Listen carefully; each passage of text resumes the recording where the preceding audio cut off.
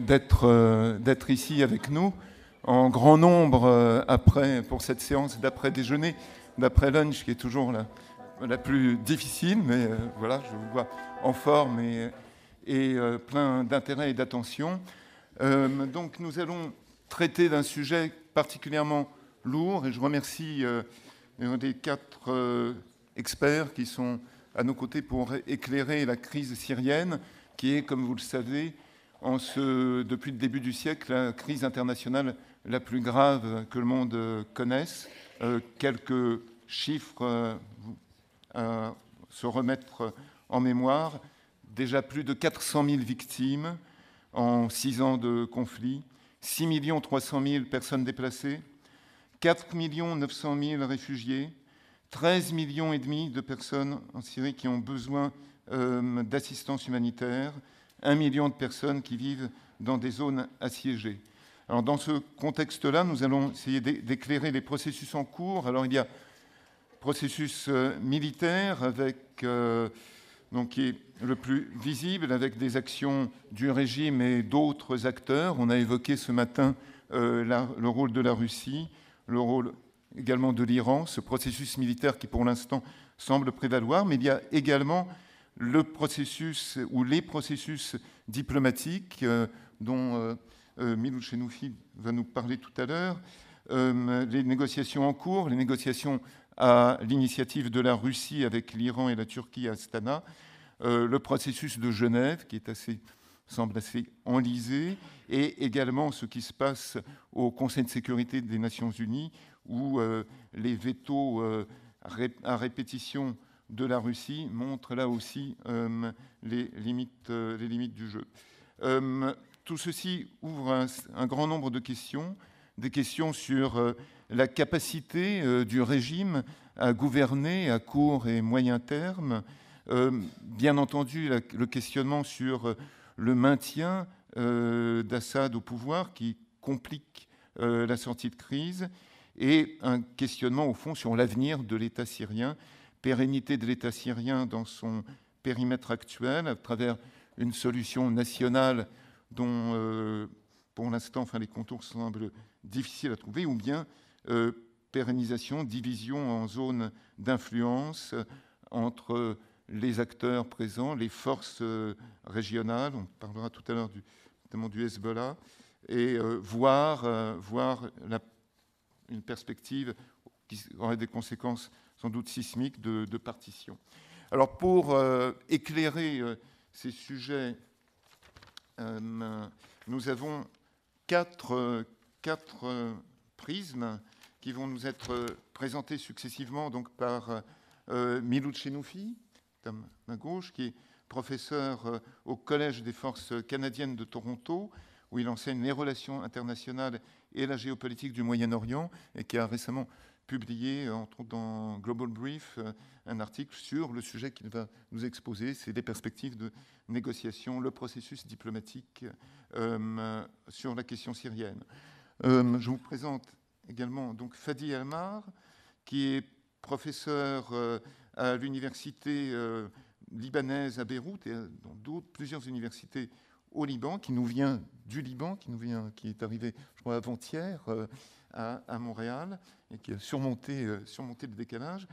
Fadi Almar est aussi travaille sur la géopolitique de la Syrie et est membre du comité des stratégies également au patriarcat maronite. Didier Leroy est chercheur à l'École royale militaire de Belgique et à l'Université libre de Bruxelles. Il est spécialiste avant tout du Hezbollah libanais. Je crois qu'il y avait sur la table un de vos ouvrages tout à l'heure que vous avez récemment publié. Vous avez, comme vos collègues, été beaucoup sur le terrain. Vous avez voyagé régulièrement en Afrique du Nord et au Moyen-Orient. Et vous travaillez notamment sur l'islam politique et le djihadisme. Enfin, Pierre Razou, qui est arrivé de Paris, qui dirige à Paris le pôle de recherche sur la pensée stratégique comparée à l'Institut de recherche stratégique de l'École militaire à Paris, qui auparavant avait été responsable du programme Afrique du Nord et Moyen-Orient au Collège de défense à l'OTAN, et qui est l'auteur de plusieurs ouvrages, notamment sur le conflit Iran-Irak, sur la première guerre du Golfe et sur la guerre du Kippour et la guerre des 6 jours. Donc, même règle que ce matin pour vos collègues, 15 minutes chacun, et puis après, questions, réponses ouvertes à tous. Merci.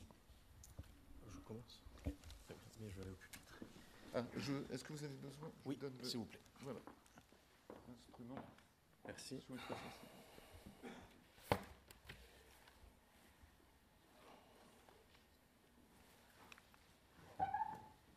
Okay. Messieurs, dames, bonjour.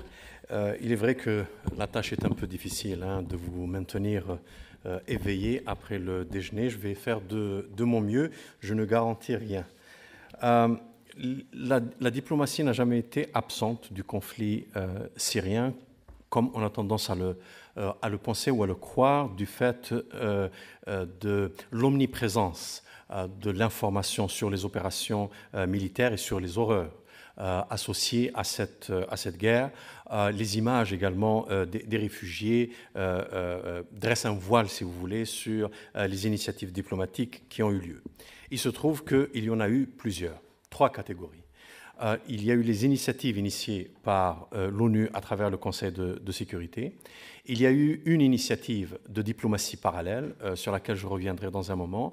Et puis, il y a eu également les initiatives des puissances régionales ou internationales impliquées dans le conflit. Le dernier épisode en la matière est celui d'Astana, le processus d'Astana ou les pourparlers d'Astana. Ce que je vais essayer de faire, c'est de revenir sur ces 3 types d'initiatives diplomatiques qui ont en fait toutes échoué pour le moment, pour une raison très simple, c'est que afin qu'une initiative diplomatique aboutisse à mettre un terme à un conflit, il est nécessaire que les rapports de force sur le terrain militaire et politique soient favorables à une solution diplomatique. Tant et aussi longtemps que les acteurs sur le terrain estiment qu'il demeure à leur portée de remporter une victoire militaire ou politique, eh bien, ils seront les premiers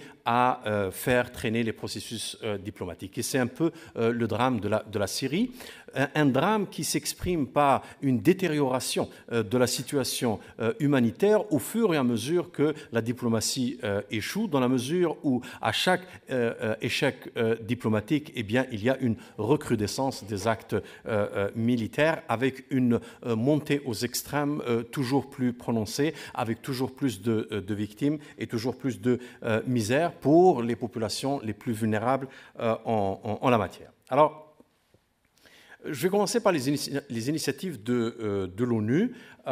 Une médiation comme celle de l'ONU dépend d'un certain nombre de facteurs. Ces facteurs-là sont la qualité du médiateur, un plan de sortie de crise, un mandat nominal et réel accordé donc aux médiateurs, et enfin la volonté des acteurs. Nous allons voir que, en termes de qualité du médiateur, les individus à qui on a confié le dossier syrien jusqu'à présent sont 3 diplomates de calibre mondial qui connaissent toutes les arcanes de la diplomatie mondiale et qui connaissent très bien le dossier syrien, à commencer par Kofi Annan, ensuite Lakhdar Brahimi et actuellement de Mistura.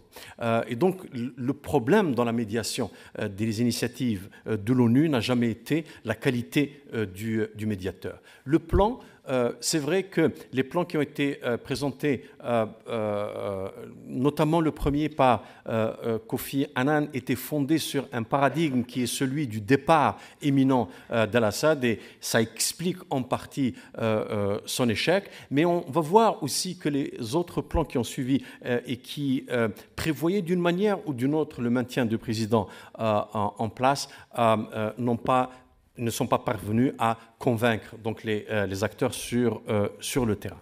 Alors, le véritable problème, à mon sens, c'est vraiment dans la nature du mandat. Ces médiateurs ont eu un mandat un mandat nominal de la part du Conseil de sécurité. Sur le plan formel, on a toujours affirmé un soutien à leurs actions, mais la réalité est que les mêmes membres permanents du Conseil de sécurité qui accordaient le mandat à ces médiateurs étaient les premiers à entraver son travail, les premiers à faire en sorte que sur le terrain, ils ne puissent pas faire avancer la médiation. Et enfin, la volonté des acteurs a toujours été problématique pour une solution diplomatique de ce conflit.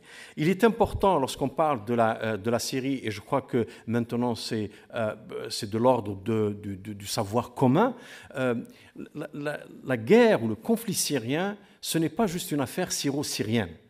Très rapidement, c'est devenu un conflit d'ordre régional et un conflit d'ordre international. Donc, on ne peut pas faire l'impasse sur cet élément, le fait qu'il y ait 3 niveaux différents de ce conflit. Un niveau national, effectivement, avec cette confrontation entre le gouvernement d'un côté et de l'autre, une opposition politique avec des prolongements militaires sur le terrain. Les Syriens s'entretuent. C'est la réalité de ce conflit-là. Et les Syriens détruisent leur propre pays, c'est vrai. Mais ils ne l'auraient pas fait avec l'intensité qu'ils l'ont fait sans implications profonde depuis le début d'acteurs régionaux provenant du Liban, l'Iran, la Turquie, l'Arabie saoudite et le Qatar. D'ailleurs, c'est de cette façon-là qu'on peut classer les différentes factions de l'opposition syrienne, c'est en fonction des sponsors dont ils disposent à l'échelle régionale. Mais ce n'est pas un conflit régional seulement, c'est aussi un conflit international dans la mesure où d'un côté, vous avez la Russie qui est dans le camp du gouvernement syrien, et puis les puissances occidentales qui, politiquement, parfois militairement, financièrement certainement, diplomatiquement aussi, soutiennent l'opposition politique et armée. Donc la première initiative qu'on a eue, c'était en 2012, et c'était le fameux plan Annan. Je le sais, parce qu'on me l'a confié, que Kofi Annan a beaucoup hésité avant d'accepter la mission, parce qu'il comprenait très bien que ses chances de réussite étaient limitées. Et ils étaient limités parce que, fort malheureusement, dans les conflits meurtriers, comme le conflit syrien, tant que le conflit n'a pas atteint ce qu'on appelle un degré de maturité, et la maturité se mesure fort malheureusement par le nombre de victimes civiles et par le désespoir des acteurs politiques de remporter une victoire militaire, eh bien, à l'époque, le conflit n'avait pas atteint une maturité qui allait pousser, si vous voulez, les acteurs sur le terrain à suivre Kofi Annan sur son plan. Et comme je vous l'ai dit, ce plan-là était fondé sur une idée qui, aujourd'hui, on le sait, s'est avérée complètement fausse, mais à l'époque, elle représentait le sens commun, notamment ici en Occident, à savoir la chute imminente du président Assad. C'est la raison pour laquelle on parle de transition ici, et on implique donc le départ du président. On a sous-estimé la résilience et la complexité du régime en Syrie et des prolongements dont il bénéficie à l'intérieur même de la Syrie et à l'extérieur également. Alors là, j'aimerais attirer votre attention que très tôt, il y a eu une autre initiative diplomatique, et c'est une initiative de diplomatie parallèle qui a été l'œuvre du groupe The Elders. Je suis certain que la majorité d'entre vous connaissent ce groupe-là, qui a été en fait créé par Nelson Mandela quand il était encore en vie, qui regroupe, si vous voulez, des personnalités qui sont à la retraite et qui ont eu une influence pendant leur carrière, d'anciens présidents, d'anciens secrétaires généraux des Nations Unies.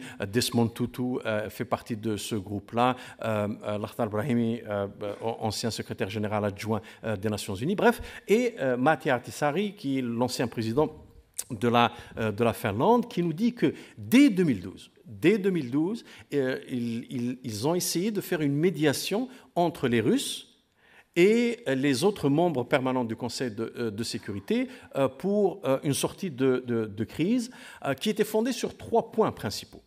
Le premier point est que tant et aussi longtemps que de l'armement et du financement continuera à être livré à la Syrie, on ne peut pas espérer un processus diplomatique. Donc, il faut mettre un terme à l'approvisionnement en armes et au financement en Syrie. Il y avait également l'idée d'engager un dialogue entre Syriens qui pouvait, selon les Russes, parce que c'est une proposition russe, qui pouvait inclure un départ élégant du président Assad. Nous parlons de 2012.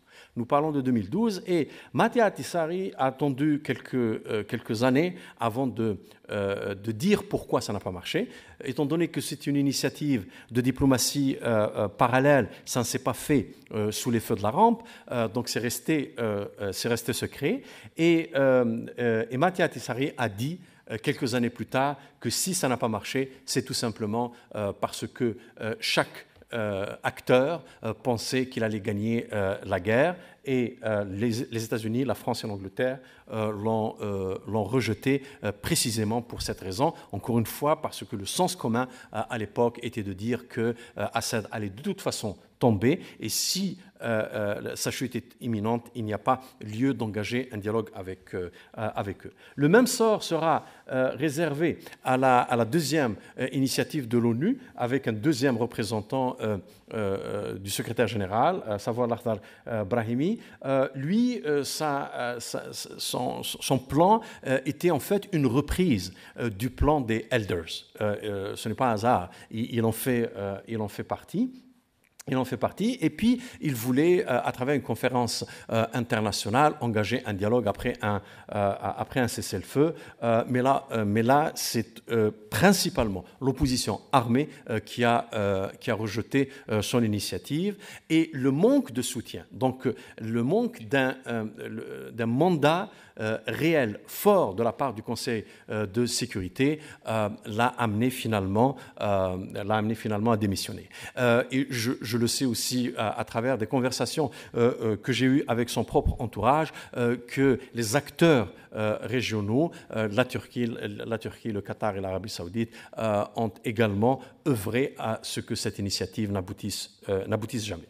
Reste le dernier représentant qui tient encore et qui a tenu un peu plus longtemps que les deux autres médiateurs et qui en fait n'a fait que reprendre le plan de Brahimi avec de façon de plus en plus explicite l'idée qu'une solution diplomatique est possible tout en maintenant le président Assad. Alors, bien entendu, cette initiative a patiné, elle a patiné. Et comme je vous l'ai dit, la diplomatie dépend des rapports de force sur le terrain.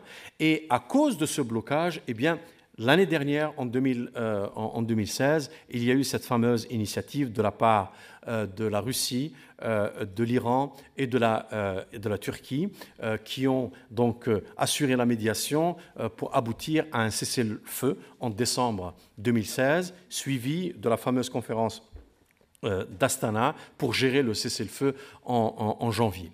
Alors, cette initiative-là devait être suivie par des pourparlers politiques à Genève, et ces pourparlers aujourd'hui sont dans une impasse. Je voudrais juste dire comment est-ce que cette initiative a été possible, comment on a pu aboutir à un cessez-le-feu qui a tenu un peu mieux et plus prometteur que les cessez-le-feu précédents, parce qu'il y en a eu, malgré l'attaque chimique qu'il y a eu récemment et malgré les attaques contre les populations civiles qui devaient évacuer des villes syriennes.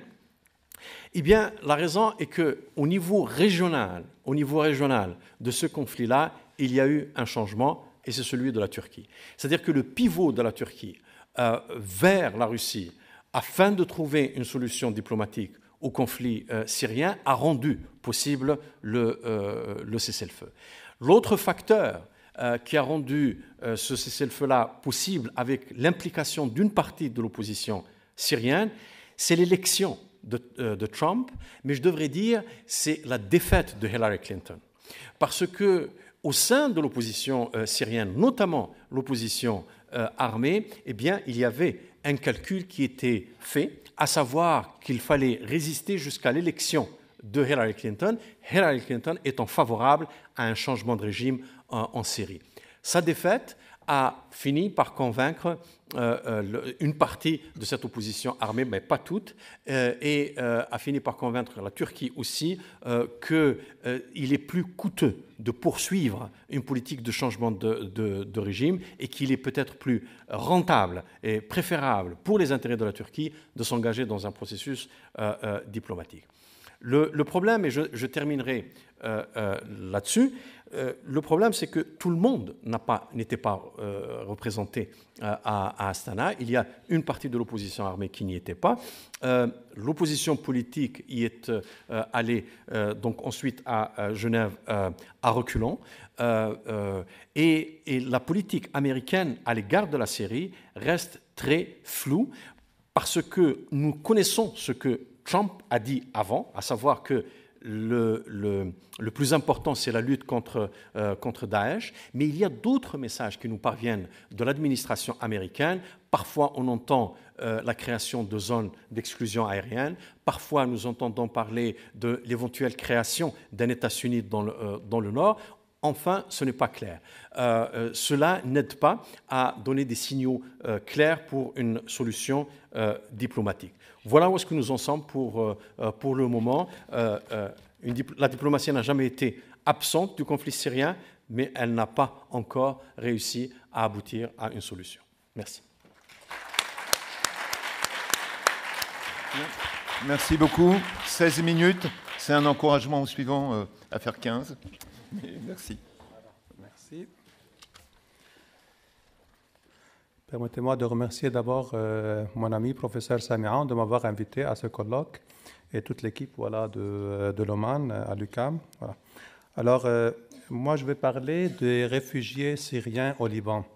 C'est un sujet, c'est une réalité plutôt triste, misérable, et qui considère un danger pour le pays et surtout pour les relations, à mon avis, entre les deux populations voisines.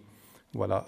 D'abord, permettez-moi moi, j'ai écrit, j'ai utilisé le mot déplacé et non pas réfugié parce que le Liban, on dit en arabe, c'est un nazihin ou un nazihoun, et non pas le laji'oun, parce que le Liban n'a pas signé en fait la convention des réfugiés de 1951, parce qu'il y a les réfugiés palestiniens, voilà.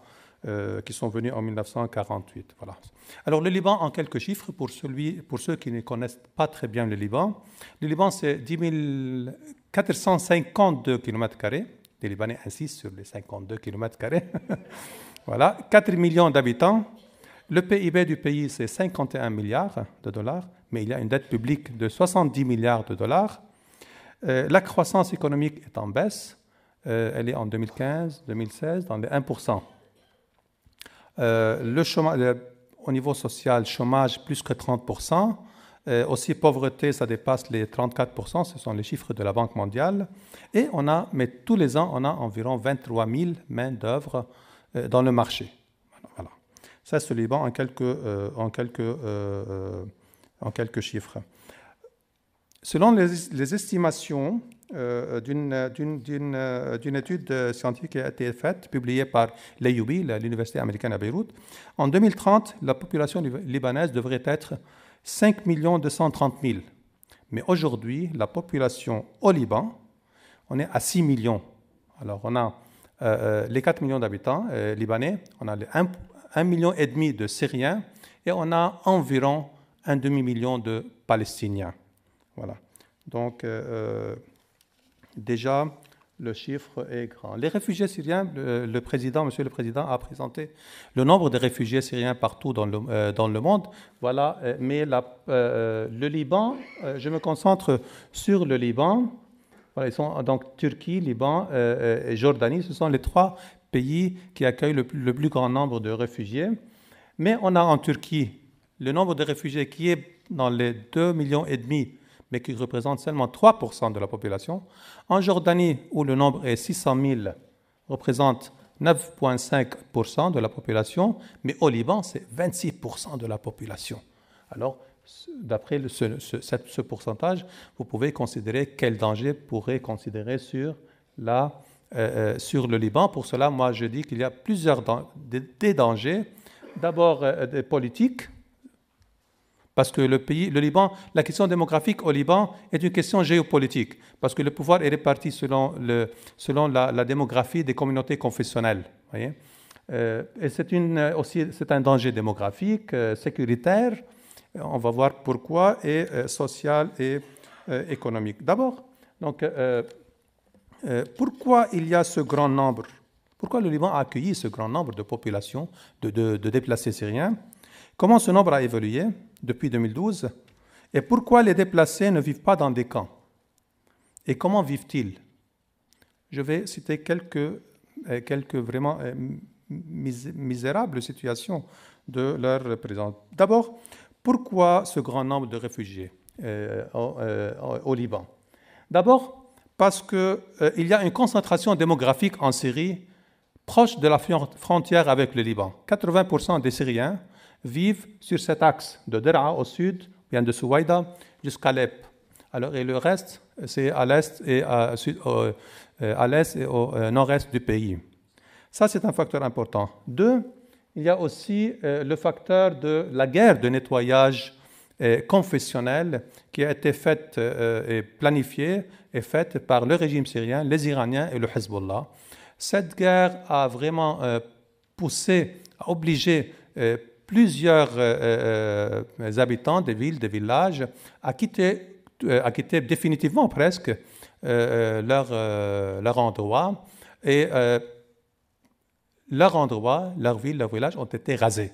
Leurs maisons, leurs appartements ont été rasés de façon qu'ils ne peuvent pas revenir. Et maintenant, il y a un transfert de population en Syrie. Donc, ça, c'est une des raisons pour laquelle aussi on a eu plusieurs réfugiés. Il y a aussi un autre facteur spécial au Liban, c'est le regroupement. Moi, je dis regroupement familial. Mais parce qu'avant la guerre en Syrie, il y avait presque 1 demi-million de travailleurs syriens au Liban. Donc, ces travailleurs ont amené leur famille après la guerre. Il y a pas mal parmi eux. Donc, il y a aussi, et là, l'ancien ministre des Affaires sociales qui s'occupait de ce dossier durant 3 ans, entre 2013 et 2016, il m'avait dit, une fois, il a entendu des Syriens, il était dans un camp il accompagnait l'émissaire, le représentant du secrétaire général de l'ONU. Pourquoi il a posé la question à des Syriens, pourquoi vous êtes ici? Vous êtes venus ici au Liban parce qu'ils sont venus de loin, et non pas de la géographie proche de la frontière libanaise. Ils ont répondu parce que la vie au Liban est meilleure. Par rapport à la Jordanie, un pays, la vie n'est pas très... au Liban, c'est plus agréable. En Turquie, il y a l'handicap de la langue. Et en Irak, il y a la guerre aussi. Voyez. Donc, pour eux, c'est mieux de venir au Liban. Comment ça a évolué, en fait, depuis 2012? Alors, en 2012, le nombre était environ 18 000 déplacés, mais en avril 2012. Avril 2013, on est à 356 000 déplacés, mais là, le grand nombre, c'était en avril 2014, on est à 1 million. En avril 2015, on est à presque 1,5 million. Alors, le chiffre 1,5 million, ce n'est pas le chiffre officiel. Le chiffre officiel, selon l'organisation internationale, l'UNHCR, il est à 1 172 000 en mars 2015. Mais il y a plusieurs déplacés qui n'ont pas été enregistrés, qui ne sont pas enregistrés à cette organisation internationale. Pour cela, la plupart des estimations, là, il y a des gens qui disent 2 millions. Mais bon, moi, j'adopte le 1,5 million qui est plus logique. Voilà. À partir de cette date, en 2015, on n'a plus des masses, de flux de masse de déplacés. D'abord parce que les régions frontalières au Liban sont déjà désertés, il n'y a pas de population. En plus, le gouvernement libanais a pris des mesures à partir de janvier 2015, comme quoi pour contrôler et limiter le flux des déplacés. Mais pourquoi ce gouvernement libanais n'a pas élaboré une politique dès le début de la guerre en Syrie? D'abord, parce que la frontière est très longue, c'est 375 km.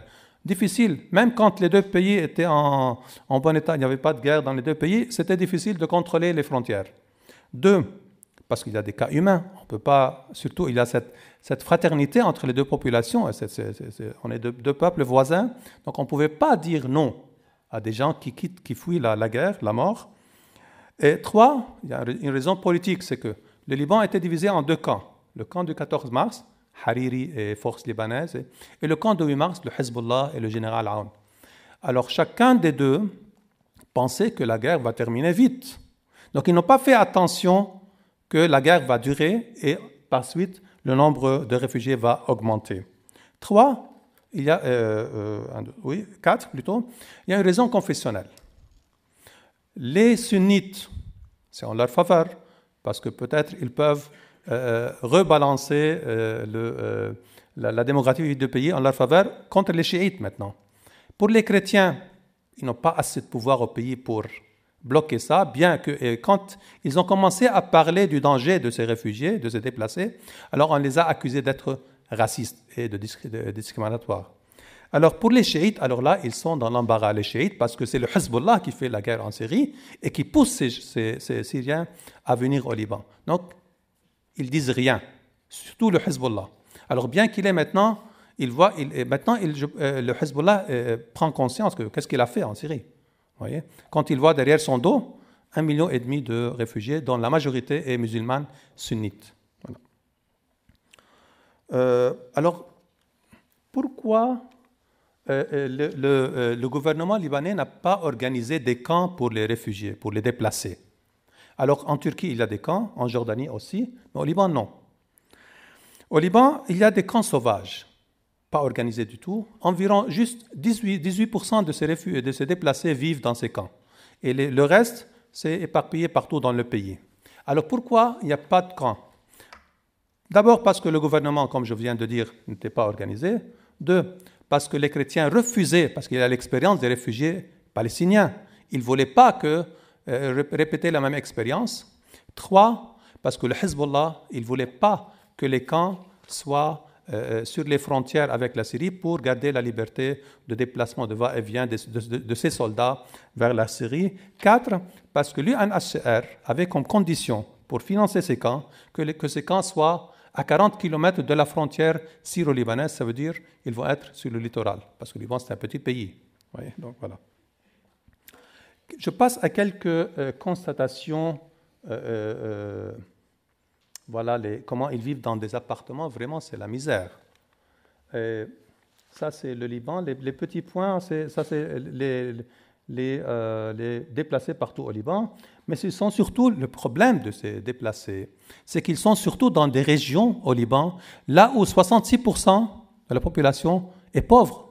C'est l'Abeka et au nord du Liban, à Akkar surtout. C'est les pauvres qui accueillent vraiment les déplacés qui sont démunis. Alors, les problèmes sociaux de ces déplacés, d'abord, la scolarité des enfants. Selon l'UNHCR, il y a 35% des déplacés sont entre 5 et 17 ans. Ils doivent aller à l'école. Ça veut dire environ 400 000 enfants doivent aller à l'école. Le Liban a organisé un horaire supplémentaire dans les écoles publiques pour les accueillir. Mais il y a juste 26% qui vont à l'école. C'est-à-dire qu'il y a environ 100 000, il y a 300 000 qui ne vont pas à l'école. Pourquoi? Pour différentes raisons. Même que c'est gratuit, mais le frais de déplacement, le problème de langue, comment s'inscrire à l'école, alors comment présenter les documents pour s'inscrire dans telle classe ou dans telle... Il y a plusieurs handicaps.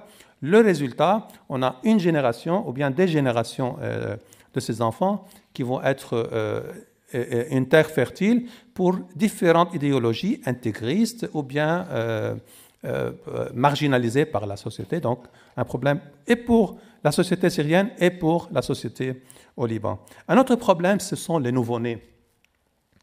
Voilà. Alors, pour les nouveau-nés, là, c'est un grand problème. Jusqu'en 2015, on a 60 000 nouveau-nés.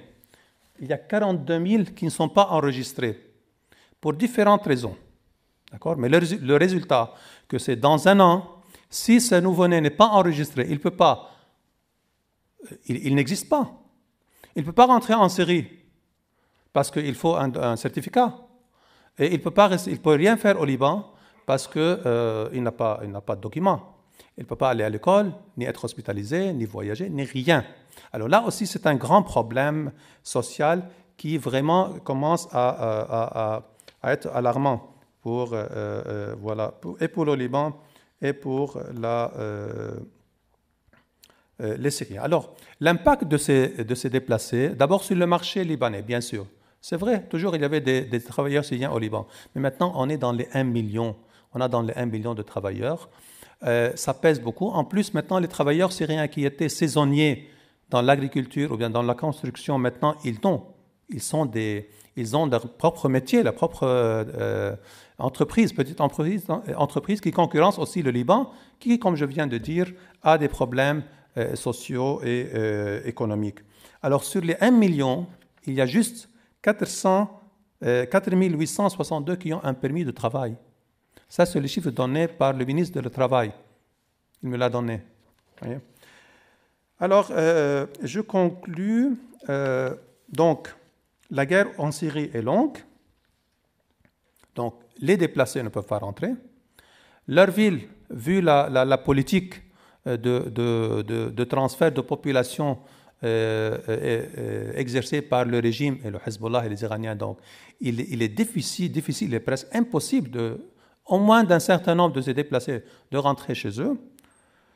Alors, ce qui vraiment fait peur aux Libanais. Pourquoi?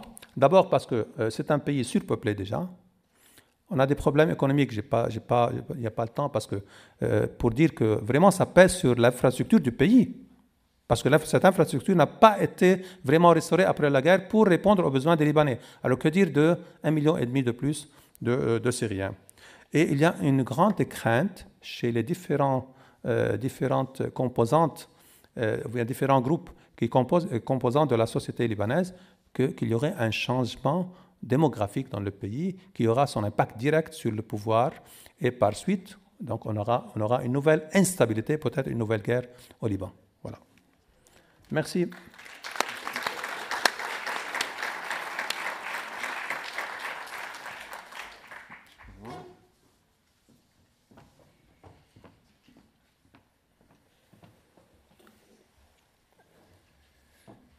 Bonjour à toutes et à tous. Je tiens à chaleureusement remercier Lacher, Raoul Dandurand, bien entendu l'OCA, mais plus spécifiquement encore Sami Aoun et Agnès pour cette énième invitation à ce colloque. C'est toujours un réel plaisir de revoir tous les amis canadiens dans cette belle ville de Montréal.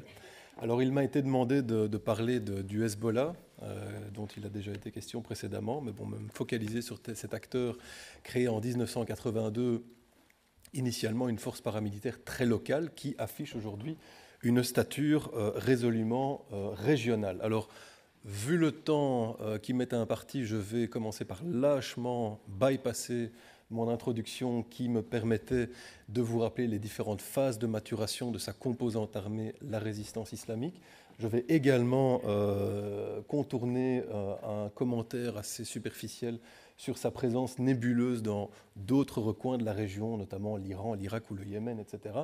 Et donc me focaliser sans plus attendre sur le cœur de mon propos, à savoir sa présence en Syrie d'une part et au Liban, qui sont malgré tout les deux zones de présence principale et donc d'impact majoritaire du Hezbollah. Alors dans le cas syrien, je pense qu'il n'est pas incorrect de lui accorder un pari temporairement remporté en Syrie, certainement par rapport au premier pronostic qui avait été fait lorsqu'il a décidé de s'engager au-delà des frontières nationales. Alors, très concrètement, le Hezbollah est un acteur qui a donc les pieds bien sur terre et qui est convaincu que aucune victoire militaire totale est possible dans le contexte de la guerre syrienne. Il a donc cherché depuis son engagement à impacter militairement la situation de manière à placer le régime en position de force en vue de négociations politiques lorsque celles-ci seront véritablement crédibles. Alors, dans le vocabulaire du parti, il s'agit essentiellement de contrer le plan B de l'Occident. Le plan A était tout simplement le fait de remplacer le régime Assad par un régime plus favorable à l'Occident. Alors, le plan B consiste donc, selon la direction du parti, et plus particulièrement le directeur des relations extérieures, qui m'a tenu ses propos encore au mois d'octobre du mois de l'année passée, qu'il est donc question de contrer le scénario de la partition de la Syrie, qui serait donc le plan B de l'Occident. Alors, comment est-ce que cette action s'est traduite en priorités stratégiques successives dans le chef de la résistance islamique? Il s'est dans un premier temps agi de contrer la création d'un arc sunnite en gestation sur le territoire libanais. Un arc que le Hezbollah situerait au départ de Tripoli, passant par Ersal et se terminant dans la région de Anja, et qui aurait eu donc pour vocation de l'insuler par rapport à son backyard syrien, ce territoire sur lequel il stocke non seulement une partie de son arsenal, mais sur lequel il peut également se replier lors des scénarios de guerre ouverte de type de 2006. Alors, il s'est ensuite agi donc de sanctuariser ce backyard et cet objectif-là a largement recoupé le soutien au régime direct dont il s'agissait de rétablir et de sécuriser l'axe vital reliant la capitale Damas au littoral majoritairement alaouite et donc au district de Tartus el Latakia en passant donc par la région de Homs, d'où l'incursion de Qusayr, qui a été un véritable turning point dans toute la dynamique martiale de la guerre. Alors, l'engagement de la résistance islamique en Syrie a été progressif. Je ne vais pas reprendre ces propos-ci parce que je me suis adonné à cet exercice exactement dans cette salle-ci il y a 2 ans. Vous pouvez très facilement trouver ce genre de carte maintenant sur Internet qui montre les différentes phases d'engagement et les endroits dans lesquels le Hezbollah a véritablement été repéré et dont la présence donc a été établie. Vous pouvez voir qu'il ne s'agit donc plus uniquement de la Syrie utile, de cette Syrie occidentale des grandes villes, mais qu'il y a également une présence du Hezbollah, non seulement dans la vallée de l'Euphrate, ici à Deir ez-Zour, mais également dans la région de la Djezireh, à Hasakeh notamment. Alors le Hezbollah, son leadership a fatalement fait évoluer son discours en vue de légitimer donc cette présence extraterritoriale aussi. Je ne vais pas revenir sur les détails puisque j'ai également fait cet exercice la dernière fois. Mais donc après une phase d'un silence affiché par le parti, on a très vite évoqué le registre du devoir religieux, voire de la solidarité communautaire lorsqu'il était question de protéger des villages et des sanctuaires chiites pas loin de la frontière. On a ensuite essayé de retomber sur ses pattes ou dans sa zone de confort plutôt et de parler de résistance pro-palestinienne régionale, quelque chose qui a très peu convaincu à l'époque. Mais à partir de la fin de l'année 2013, disons que la djihadisation d'une partie des forces d'opposition en Syrie et la montée en puissance du phénomène Daesh a largement permis au parti de surfer sur la vague de la menace takfiriste et a donc se présenter comme l'ultime bouclier du Liban face à ce nouvel ennemi quasi civilisationnel. Alors donc l'un dans l'autre, en termes de pertes et profits, je pense qu'il peut être question d'un bilan relativement positif pour le Hezbollah par rapport à cette présence en Syrie. Du côté des pertes, on a certes vu sa cote de popularité chuter littéralement depuis la victoire divine entre guillemets de 2006, et cette cote de popularité a donc fluctué au gré des phases d'engagement. La mobilisation de la résistance islamique a également été fort coûteuse, alors matériellement bien entendu, mais aussi en termes de ressources humaines, puisque le parti aurait sans doute perdu environ 2000 combattants, ce qui est beaucoup plus que ce qu'il a perdu en 3 décennies de combat contre Tsahal au Sud-Liban.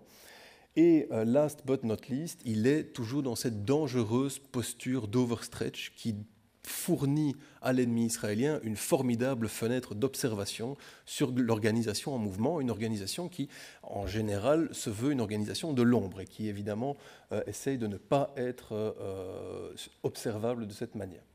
Alors voilà pour les points négatifs. Je pense que du côté des plus que l'organisation a retiré de cet engagement en Syrie, il y a non seulement la coordination renforcée avec les forces armées libanaises dans le cadre de cette vaste campagne antiterroriste qui a porté ses fruits, il faut le dire, en l'espace de 2 ans de temps, entre 2013 et 2015, le niveau de la menace a sensiblement descendu sur le territoire libanais et cela a donc contribué à réhabiliter un petit peu le Hezbollah sur le plan national. Il s'est également renforcé politiquement, notamment à travers l'élection de son allié chrétien Michel Aoun à la présidence de la République. Et last but not least, il a évidemment, à travers son expérience martiale en Syrie, pu sensiblement faire évoluer donc sa composante armée sur différents plans. Alors non seulement sa doctrine martiale s'est vue profondément remodelée, on est passé d'une posture défensive à l'échelle nationale face à une force militaire occupante sioniste à une posture offensive, extraterritoriale et qui consiste à se battre essentiellement contre des civils, souvent musulmans de surcroît. Donc quelque chose d'assez acrobatique. Le pari a été relativement remporté à ce niveau-là. Mais au-delà de cela, le Hezbollah a pu développer surtout des capacités de logistique sans précédent, puisque l'échelle géographique sur laquelle il organise ses mouvements s'est vue multipliée par un facteur assez impressionnant. Et au-delà de cela, il a également été amené à mener des nouveaux types d'activités militaires dans le cadre des opérations multilatérales menées avec l'Iran, l'armée loyaliste à Bachar al-Assad, etc. Exemple de la conduite de chars d'assaut, du pilotage de drones, du parachutage dans des zones assiégées, etc., etc. Donc il y a là toute une batterie de nouvelles skills dont les combattants de la résistance islamique peuvent se targuer et qui pourraient être éventuellement réhabilités ou réutilisés dans un futur conflit face à Israël. Il y a aussi également le guidage de frappes aériennes. Donc voilà quelque chose également qui n'avait pas encore été fait auparavant. Alors, les médias se focalisent beaucoup sur la présence du Hezbollah en Syrie, et à juste titre, mais je pense que pour recentrer et pour équilibrer mon propos, il faut revenir un petit peu au Liban. N'oublions pas que c'est quand même la zone où le Hezbollah est le plus présent et donc le plus influent. Et je pense que le ciel de la région, donc Galilée côté israélien, Sud-Liban et Golan syrien, est une zone dans laquelle on sera probablement amené à voir de plus en plus d'électricité à très court terme.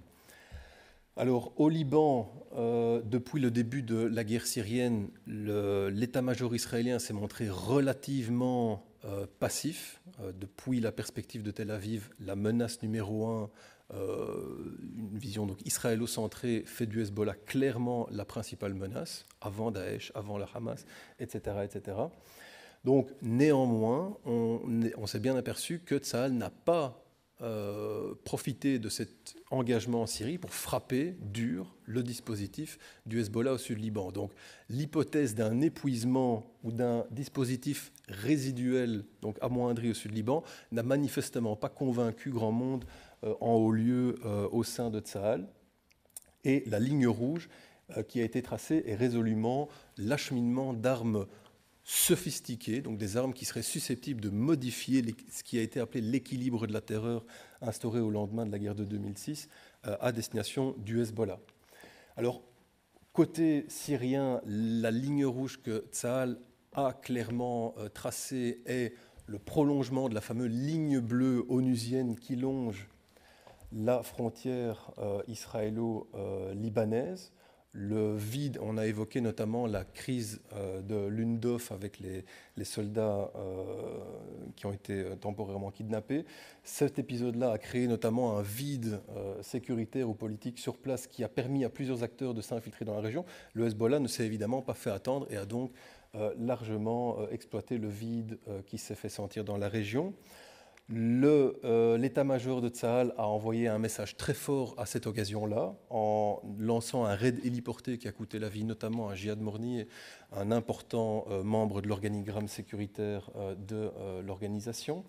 Et cette attaque qui a également fait des victimes du côté des gardiens de la révolution iraniens qui étaient présents, a contribué en tout cas à l'escalade des menaces que l'on a vues ces dernières années et qui a notamment vu Hassan Nasrallah proférer des menaces de plus en plus concrètes et assez alarmantes, notamment en évoquant des tirs de missiles sur la centrale nucléaire de Dimona et sur le réservoir central d'ammoniac de Haïfa, infrastructure qui est depuis lors désactivée tellement la menace a été prise au sérieux.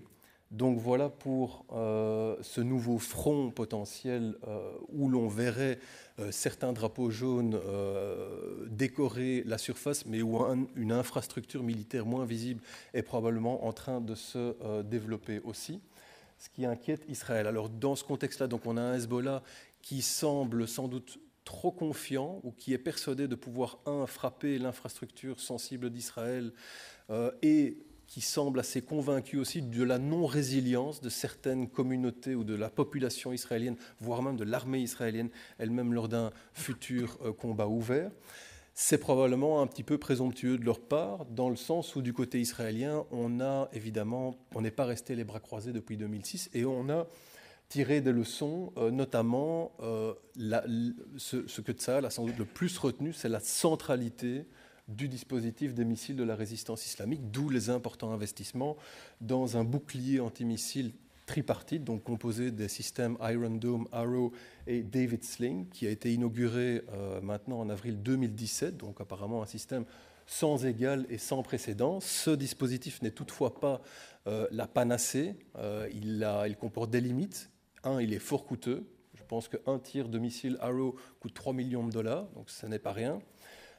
Il pourrait aussi être vite saturé face au nombre de victimes exponentiellement plus important dont dispose le Hezbollah de l'autre côté. Le Hezbollah pourrait tirer plus de 1000 roquettes et missiles par jour dans un scénario de guerre ouverte.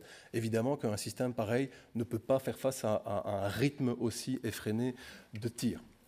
Dans ce même contexte, donc, Tsahal a également cela à l'esprit, les limites de ce bouclier, et a donc certainement étayé une stratégie centrée sur la force aérienne et qui aurait évidemment pour priorité de frapper très dur et très vite ce dispositif du Hezbollah au sud Liban dans les premières heures d'un conflit lors d'une éventuelle étincelle. Vu qu'il ne me reste qu'une minute, je ne vais pas parler des autres aspects que Tsahal a améliorés au niveau de sa force terrestre et navale. Voilà, vous avez ici un petit schéma très grossier qui vous montre que Iron Dome, David Sling et Arrow correspondent grosso modo aux menaces des projectiles de courte, moyenne et longue portée qui correspondent, encore une fois très grossièrement, à l'arsenal du Hamas, du Hezbollah et de l'Iran, voire de la Syrie. Et je terminerai donc en concluant que nous avons en Tsahal d'un côté et la résistance islamique du Hezbollah de l'autre, deux acteurs militaires qui sont résolument prêts à en découdre. Ils sont viscéralement hostiles l'un envers l'autre et ils sont militairement prêts. Ça fait donc plus de 10 ans que la chose mijote. Jusqu'à présent, on a eu ce fameux équilibre de la terreur qui donnait ce sentiment de certitude de part et d'autre de la frontière que le prochain conflit allait être dévastateur pour les deux côtés, ce qui constituait un petit peu le garde-fou qui prémunissait la région d'une nouvelle guerre à ce niveau-là. Mais je pense personnellement que vu la convergence des facteurs de part et d'autre de la frontière, donc cette préparation très poussée et qui est combinée maintenant à une polarisation particulièrement alarmante sur le plan régional, je parle du bras de fer irano-saoudien, mais aussi global avec le bras de fer russo-américain, je pense qu'on a là tous les éléments pour rendre de moins en moins inenvisageable une nouvelle guerre ouverte entre Tsahal et le Hezbollah, donc chose que l'on a tendance à minimiser ces dernières années. Cette guerre, quand elle aura lieu, ce n'est pas si elle a lieu, c'est quand elle aura lieu, concernera deux États, puisque Benjamin Netanyahou a déjà rappelé que depuis que le général Aoun, donc devenu président de la République, avait légitimé la résistance islamique comme une force complémentaire à l'armée nationale, tout le Liban serait une cible considérée comme légitime pour Israël. Reste à savoir évidemment qui prendra la responsabilité de déclencher cette étincelle. Voilà, je vais en rester là pour ne pas dépasser mon temps de parole. Merci.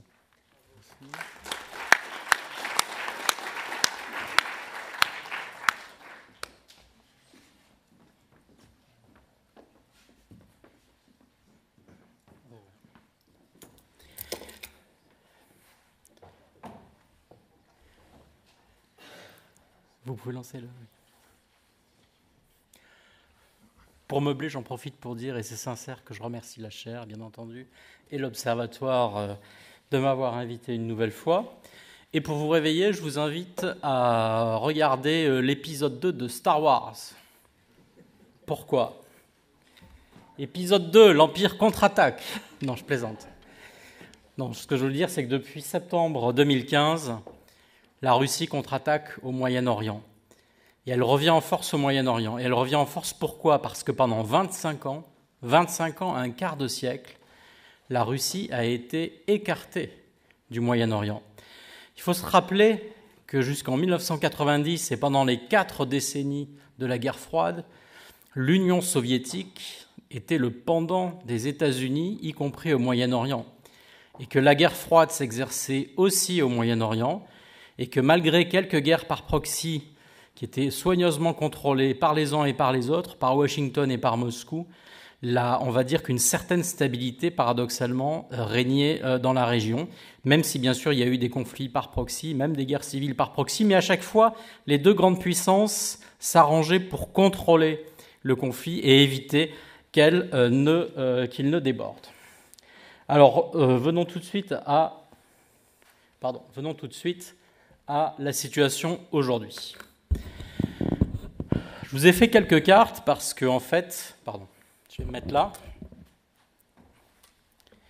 C'est à travers ces cartes que je vais essayer de vous raconter et de vous expliquer comment je comprends la stratégie russe aujourd'hui au Moyen-Orient. Il n'y a pas un facteur qui explique la présence russe au Moyen-Orient. Il y a une conjonction de plusieurs facteurs qui viennent tous s'additionner et se renforcer mutuellement. Le premier, bien sûr, consiste finalement à contenir les djihadistes au sud de cette ligne de défense avancée, ici, que les Russes ont patiemment tissée avec leurs alliés régionaux, l'Iran, les provinces kurdes autonomes d'Irak et les Barzani, le régime syrien, Chypre et Israël. Chypre, on n'en parle pas assez, mais Chypre est devenue une véritable plaque tournante des intérêts russes en Méditerranée et au Moyen-Orient. Et je serais extrêmement intéressé de voir, il faudra suivre dans l'avenir, comment va évoluer Chypre. Chypre peut très bien basculer, entre guillemets, dans le camp russe dans les mois ou les années qui viennent. Ou au contraire, rester proche du camp occidental, ou au contraire, très tiraillé entre les deux. Israël fondamentalement, en fait, tire avantage de sa double situation vis-à-vis des États-Unis et de la Russie. Mais Israël est devenu un partenaire clé et un partenaire privilégié pour Moscou. Et Moscou est devenu un partenaire privilégié aussi pour les États-Unis, pour Israël. Donc là, en bon joueur d'échecs, les Russes se sont dit la menace, ce sont les djihadistes qui grenouillent dans toute cette région-là. Et le but du jeu, comme le montre très bien Aurélie Campana ce matin, c'est d'éviter la remontée des djihadistes vers le nord, c'est-à-dire vers le Sud-Caucase, le Nord-Caucase, et puis bien sûr le territoire russe ensuite. Donc le but du jeu, il faut les contenir et si possible les éliminer le plus en amont possible, le plus loin possible. Donc on a cette première ligne de défense qui a vocation à contenir les djihadistes ici. Et l'intervention militaire en Syrie, encore une fois, s'explique par toute une série de raisons, mais aussi par le fait que la Syrie est le ventre, on va dire, le maillon faible de cette ligne de défense avancée, et qu'il fallait que ce maillon faible tienne pour éviter qu'il ne casse, et pour éviter que les Turcs et le président Erdogan, très gentiment, montrent la direction du nord aux djihadistes, qui se seraient ensuite empressés de remonter pour aller directement titiller les Russes sur leurs intérêts stratégiques. Le deuxième intérêt, ou du moins la deuxième raison qui explique la stratégie russe au Moyen-Orient aujourd'hui, me semble-t-il, c'est bien sûr la promotion de ses intérêts énergétiques. Clairement, en prenant le contrôle ici de la côte syrienne méditerranéenne, en prolongement du Liban et de ses partenaires israéliens, on va dire que je ne parle pas d'alliance, mais disons le business partenariat entre la Russie, le Liban et surtout Israël permet de tenir la côte et permet d'empêcher le débouché vers la Méditerranée des projets alternatifs de conduits de gaz et de pétrole en provenance d'Iran, d'Irak vers la Syrie, du Qatar, d'Arabie Saoudite vers la Syrie. Et donc le message du Kremlin vis-à-vis de la Syrie, de l'Irak et de l'Iran, c'est on est peut-être alliés sur le plan stratégique, mais sur le plan énergétique, n'oubliez pas qu'on est rivaux et que vous ne pourrez pas exporter votre gaz et votre pétrole vers la Méditerranée et vers l'Europe. Pourquoi ? Parce que nous, Russes, on veut rester en tête-à-tête avec les Européens pour pouvoir imposer nos conditions, nos prix, etc., et notamment sur la livraison gazière. La troisième raison, évidemment, et on le voit bien sur cette carte, c'est que là encore, en bons joueurs d'échecs, les Russes donc, ont établi une première ligne de défense avancée face aux djihadistes, mais ils ont une deuxième ligne qui est prête sur la frontière sud-caucasienne et une troisième ligne qui sont en train de se construire sur la frontière nord-caucasienne. Et l'ensemble de ce dispositif, plus la Crimée, montre qu'en fait, les Russes sont en train d'isoler et ont isolé la Turquie. Isolée pour mieux faire pression sur elle, pour essayer de la détacher progressivement du bloc occidental. Je pense que, comme le disait très bien Aurélie Campana et plusieurs autres, et Ferit Kerkov aussi, et d'autres intervenants ce matin, je n'imagine pas la Turquie, si vous voulez, fondamentalement changer d'alliance complètement, c'est-à-dire dans un grand flip-flop. Par contre, le but de la Russie, c'est probablement de les finlandiser un petit peu pour faire en sorte que, à terme, la Turquie ne soit plus complètement dans le camp occidental, sans être totalement non plus dans le camp russe. Et fondamentalement, la stratégie également russe, donc ici avec une intervention militaire directe sur la région, c'est paradoxalement faire passer un message pédagogique vis-à-vis des autocrates de la région. C'est-à-dire le message non seulement de Poutine, mais en général des dirigeants russes au Kremlin, vis-à-vis des dirigeants autocrates du Moyen-Orient, c'est de leur dire, regardez, si vous misez sur les États-Unis ou les Occidentaux ou les Européens, à chaque élection, vous prenez le risque d'avoir leur politique complètement renversée. Or, nous sommes au Moyen-Orient, nous avons besoin de temps, nous réfléchissons sur le temps long. Et donc, pour le temps, eh bien, choisissez celui qui va vous soutenir jusqu'au bout, votez Poutine, votez Kremlin plus exactement. Et vous verrez que le Kremlin vous soutiendra jusqu'au bout. Donc le jusqu'au-boutisme russe en Syrie, c'est paradoxalement aussi de la pédagogie pour faire comprendre aux autocrates du Golfe, en Jordanie, à M. Sisi en Égypte, et aux autres, y compris en Afrique du Nord et ailleurs, que si vous voulez un partenaire durable et fiable, choisissez l'élément russe. Et nous vous le prouvons par la Russie. Même si ça peut être contre-productif à court terme sur la Russie, les Russes se disent sur le long terme, on va gagner d'autres parts de marché intéressantes sur la région. Pardon. Voilà une carte aussi très importante. Je pense qu'aujourd'hui, on retourne à une division du travail, à une division des zones d'influence au Moyen-Orient, un petit peu comme pendant la guerre froide. Non plus pour des questions de conquête de territoire, mais tout simplement pour une raison de stabilisation de la région. Et c'est là où on retrouve la logique de la guerre froide, c'est qu'à la fin de la guerre froide, et les Soviétiques et les Américains savaient qu'ils ne pouvaient pas s'engager partout en même temps et avec la même force. C'est-à-dire que quand ils avaient besoin de s'arranger les baskets entre eux en Afrique, en Amérique latine ou en Asie, ils ne pouvaient pas le faire en même temps et en Europe et au Moyen-Orient. Donc leur logique, c'est dans un premier temps de stabiliser le Moyen-Orient, geler un petit peu la situation pour y faire régner une sorte de statu quo, pour qu'aucun des deux camps ne prenne un avantage décisif. Et pour cela, il faut stabiliser la région. Et ce que j'observe, moi, en allant assez souvent sur le terrain et surtout en discutant avec beaucoup de gens, eh bien, c'est qu'aujourd'hui, on a une zone au nord de cette ligne rouge qui est dominée par la Russie, par l'Iran, et qui englobe l'Irak et la Syrie, et que clairement, ce sont ces États-là qui font la loi, et ce sont la Russie et l'Iran qui font la loi en Irak et en Syrie, n'en déplaise à nos amis américains, qui, à mon avis, ont perdu Bagdad, mais ne s'en sont pas encore rendus compte. Et au sud de cette ligne, on a l'alliance traditionnelle entre les États-Unis, Israël et l'Arabie saoudite qui essaye de tenir. Le problème, c'est que la Turquie se retrouve isolée, et M. Erdogan se dit « je suis au nord de cette ligne d'influence, très proche des intérêts russes et iraniens, donc que dois-je faire ?» Et donc, étant isolé, il se pose des questions métaphysiques. Le problème aussi, c'est que cette ligne rouge qui a été, à mon avis, agréée par les Russes et les Américains ne correspond pas non plus exactement à la ligne de partage d'intérêts entre les Saoudiens et les Iraniens.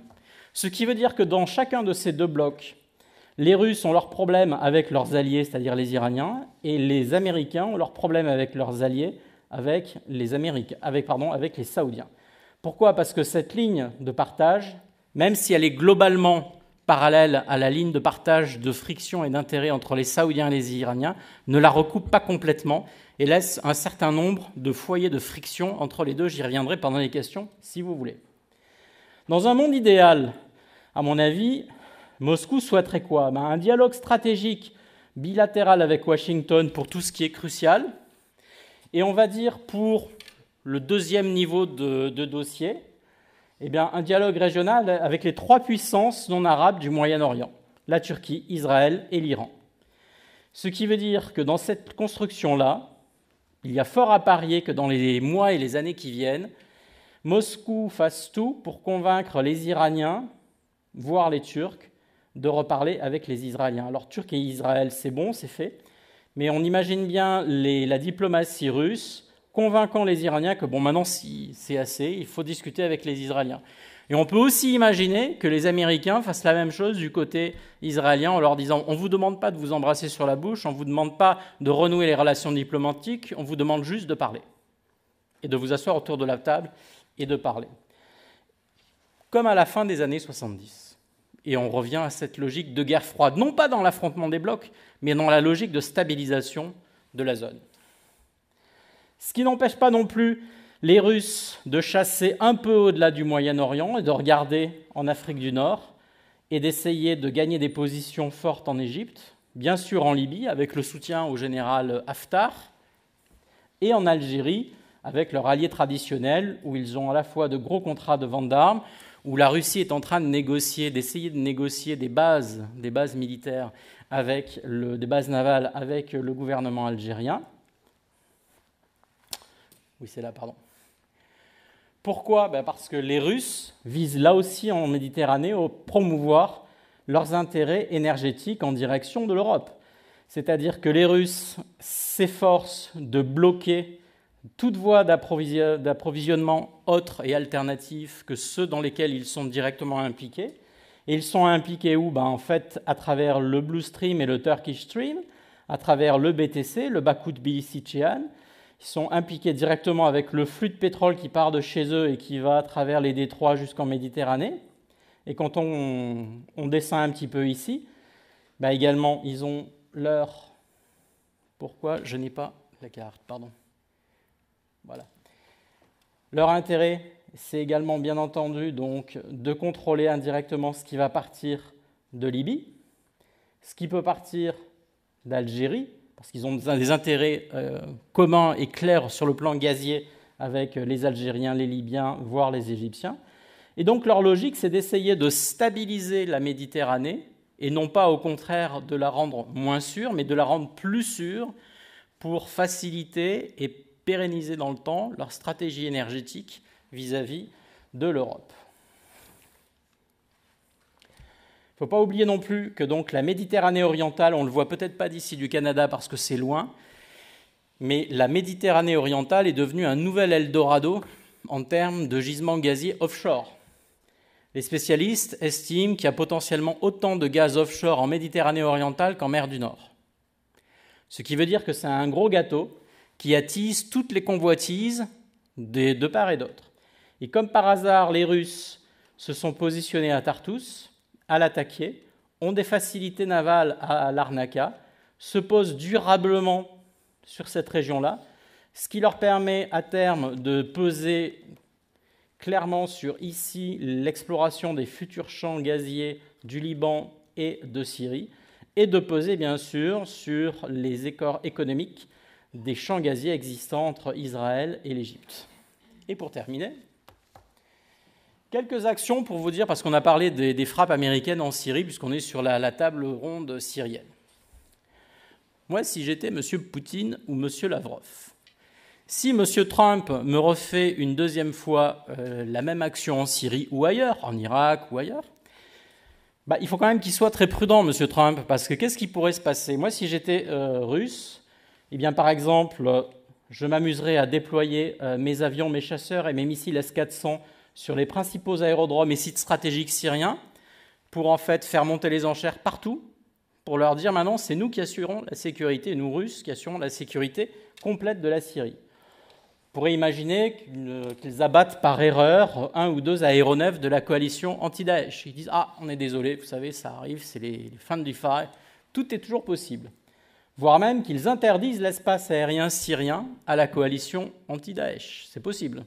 Il faut quand même l'imaginer. Ça, c'est le travail aussi d'un expert et d'un analyste, c'est-à-dire non pas d'analyser que les faits, mais de faire un peu de prospective et de se mettre toujours à la place de la personne qu'on a en face de soi pour se dire si j'étais lui ou elle, qu'est-ce que je ferais? Conduire des frappes ponctuelles, par exemple en Libye, en soutien du général Haftar pour mettre les Occidentaux face à leurs contradictions. Sous-traiter des actions de harcèlement au niveau du détroit de Bab el-Mandeb. Étendre la bulle anti-aérienne et anti-navale le plus loin possible en Méditerranée. Renforcer la pression contre la Turquie, on en a parlé ce matin et tout à l'heure, et bien évidemment tout ce qu'en plus les Russes pourraient faire en Europe ou face à l'OTAN, en Crimée ou en mer Baltique. Merci beaucoup.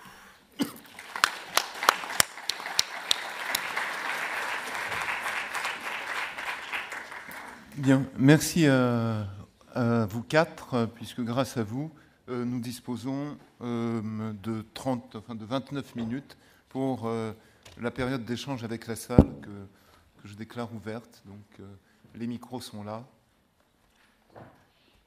Bonjour, c'est une question un peu selfish. Je suis désolé, c'est un peu égoïste de ma part, mais c'est une question pour M. Alamar.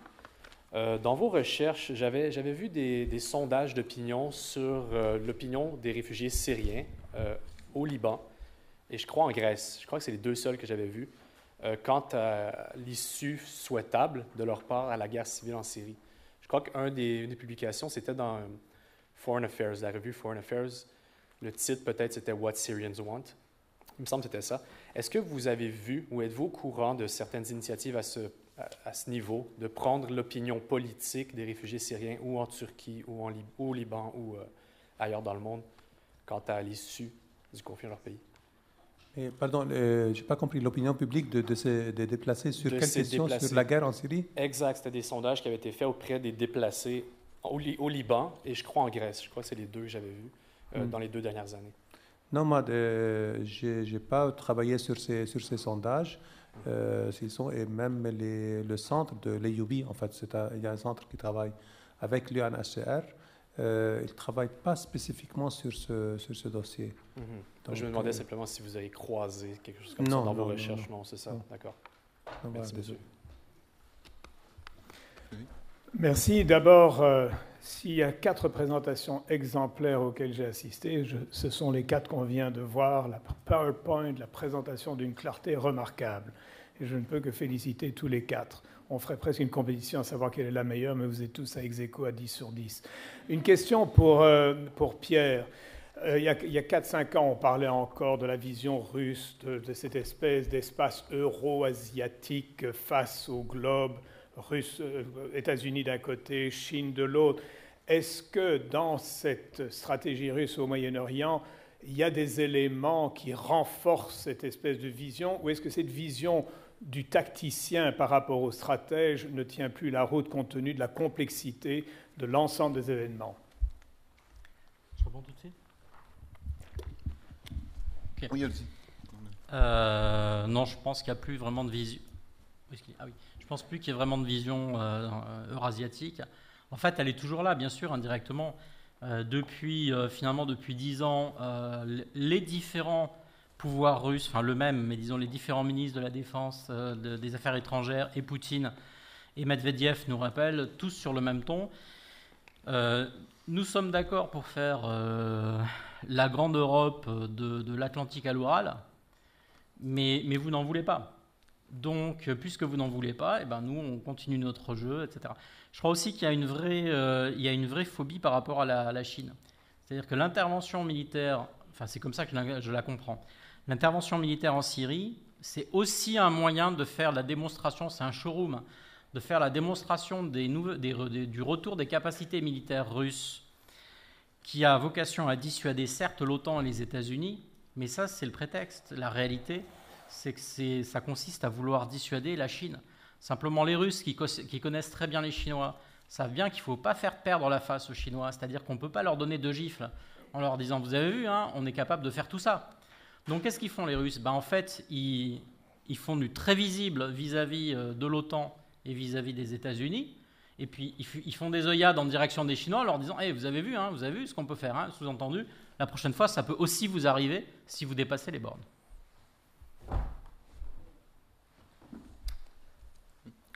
I have a question for Pierre. I was wondering, in regards to your discussion of Russia, I was wondering if you saw any conflict coming between the inter-Arab conflict between the Saudis and the Qataris in how they're dealing with the American response to the Syrian conflict. Do you think there will be any future blowback from kind of how the Gulf states are challenging Iran, but also trying to win over influence from the United States? Alors, 2 choses dans votre réponse. Okay, in English? Yes, please. Okay, no problem. Or I'll have Fred translate for me. No. Okay. First, I'm going to answer to the question that you did not ask, but which is directly linked to your question. When I was in Tehran in November, I spent a week there. I was totally amazed by the fact that all, and I say all, my Iranian interlocutors pointed for them the threat of Russia, which means that the Iranians and the Iranian regime says okay, we have a lot of problems all around ourselves, but at the end of the day, our big problem is Russia. And because, of course, they have a long vision and a long memory of history. And it means that if I see not a conflict, but some harsh tensions, I see tensions between Iran and Russia in the coming future. This is the one point. And this tension, of course, will be exploited by all the regional actors to answer to your question on the intra-Arab states. And, for example, for Iraq, for Syria also, of course, but I see the only scenario where I see a direct confrontation between Saudi Arabia and Iran, or the Gulf states, Saudi Arabia and Iran, I think would be for the sake either of Kuwait or of Iraq. Which means that if, for example, there is a coup in Baghdad, if there is a return of the civil war in Iraq, we could eventually see Saudi Arabia and some Gulf states trying to cook and to intervene in Iraq. And of course, in that case, Iran will intervene directly, and it could lead to a regional confrontation. Other than that, I do not... paradoxically, a real problem, yes, of course, is Lebanon and Syria. If there is a war, for example, if Israel intervene both in Lebanon and in Syria, and if the Russians just turn a blind eye in the other direction, yes, it could increase other Arab countries and even Turkey to intervene directly in the conflict. Bonjour, ma question est pour M. Chinoufi. Vous avez parlé des initiatives de paix et j'ai compris que le président Assad était favorable à ces initiatives de paix parce que vous avez dit qu'ils ont été surtout rejetés par ses ennemis. Est-ce que c'est une bonne impression?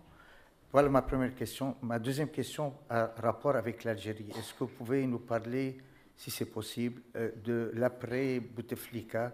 qu'est-ce que vous voyez, enfin, c'est un peu hors sujet, mais il paraît que vous êtes le grand spécialiste de l'affaire. Merci. Merci pour les deux questions.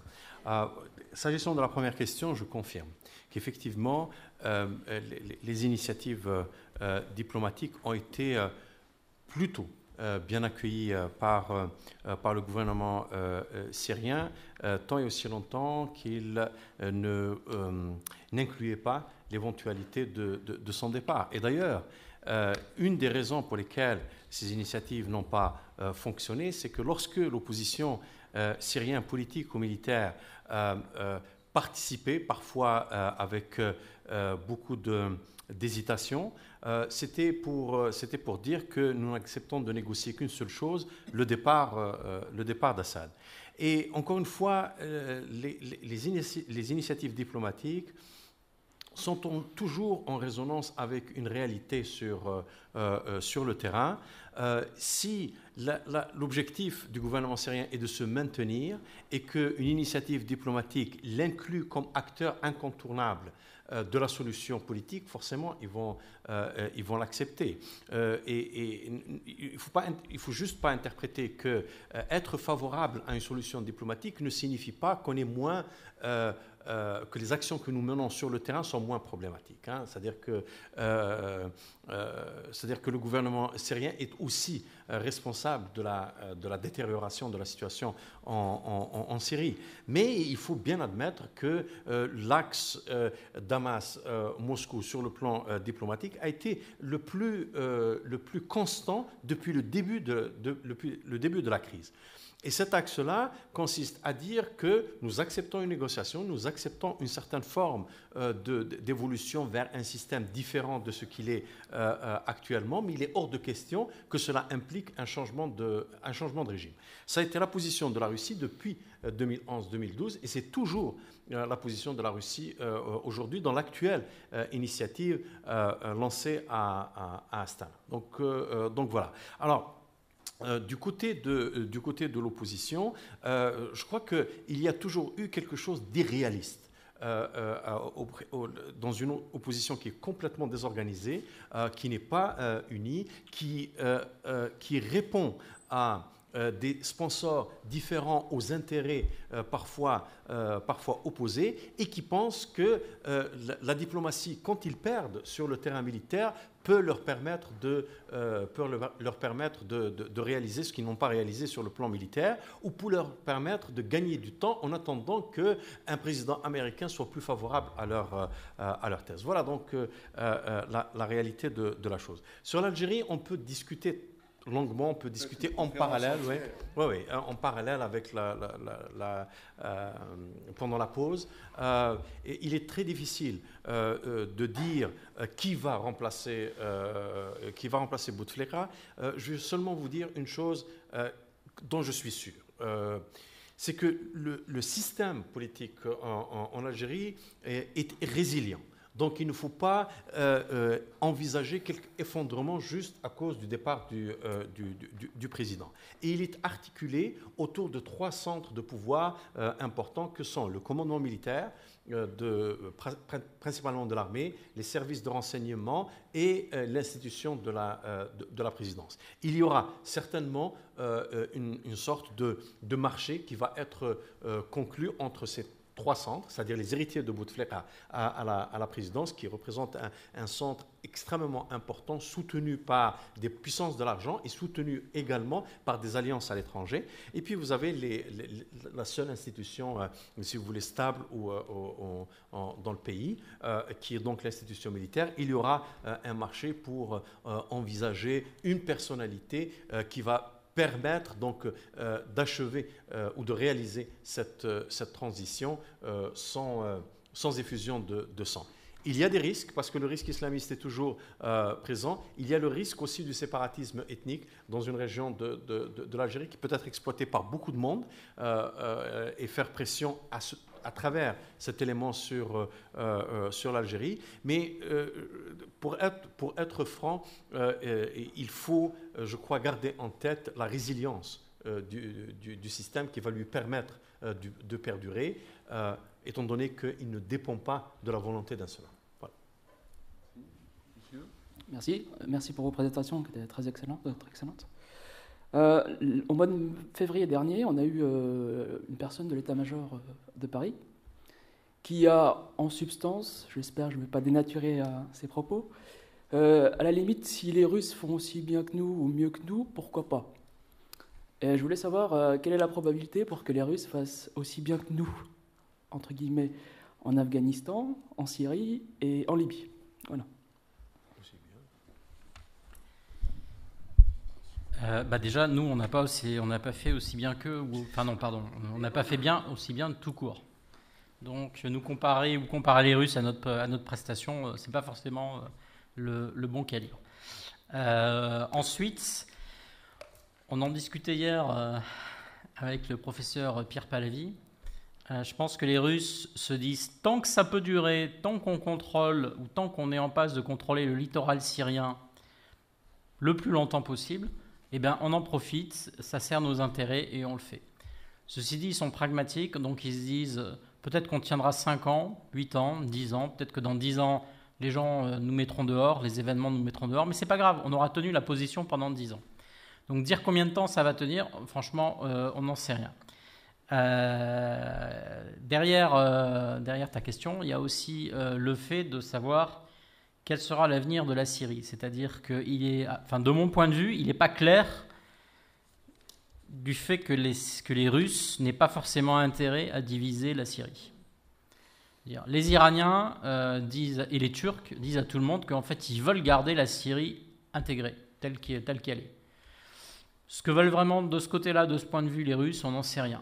Et je pense qu'ils en discutent avec les Israéliens, ils en discutent aussi avec les Américains sans doute, avec les Turcs, et ils se disent qu'est-ce qui est dans notre intérêt. Donc, je n'ai pas la réponse. Je suis désolé, mais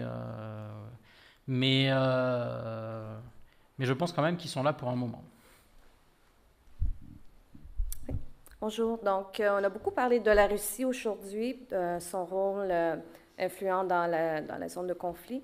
Je me posais la question, puisque avec l'arrivée de Trump, il y a eu beaucoup de spéculations qui était un allié de la Russie. Alors, je me pose la question, est-ce que selon vous, les Américains avec Trump, est-ce que ça serait un allié ou plutôt un ennemi des États-Unis dans ce conflit-là?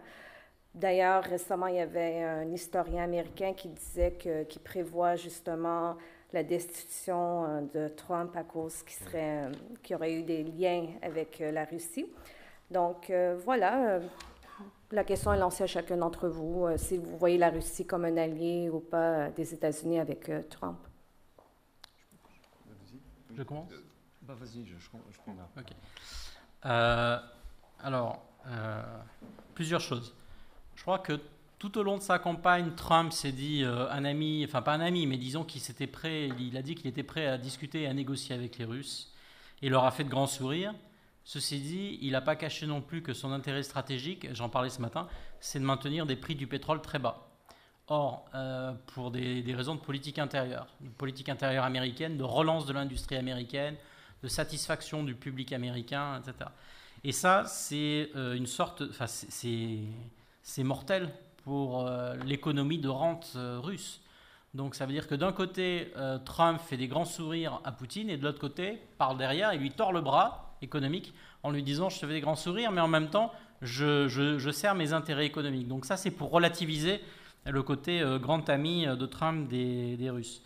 Ensuite, on en parlait ce matin, c'était le but de ma question à Paul, qui était de dire, en fait, qui décide? L'impression qu'on a, c'est, pour reprendre l'expression du professeur Pierre Pahlavi, c'est que l'establishment américain a sifflé la fin de la récréation et qu'on assiste à une reprise en main par l'appareil administratif américain de la politique américaine. Et si j'ai bien compris la réponse de ce matin de Paul, qui consistait à dire ce sont clairement les militaires maintenant qui sont à la manœuvre, la réponse est là. C'est-à-dire que Trump peut penser ce qu'il veut, Tillerson peut penser ce qu'il veut, l'establishment profond a repris au moins en partie les manettes. En plus, Tillerson a un gros vide en termes de spoil system autour de lui au sein du State Department, alors qu'au contraire, le Pentagone, lui, est à fond. Le Pentagone et le National Security Council, eux, sont bien formatés avec leurs militaires. Donc clairement, le rapport de force aujourd'hui, il est plutôt du côté du Pentagone, du NSC, et pas du côté du State Department, ni des gens qui pourraient être tentés de faire alliance avec la Russie. Mais à mon avis, clairement, les Russes et les Américains vont discuter et vont continuer à discuter.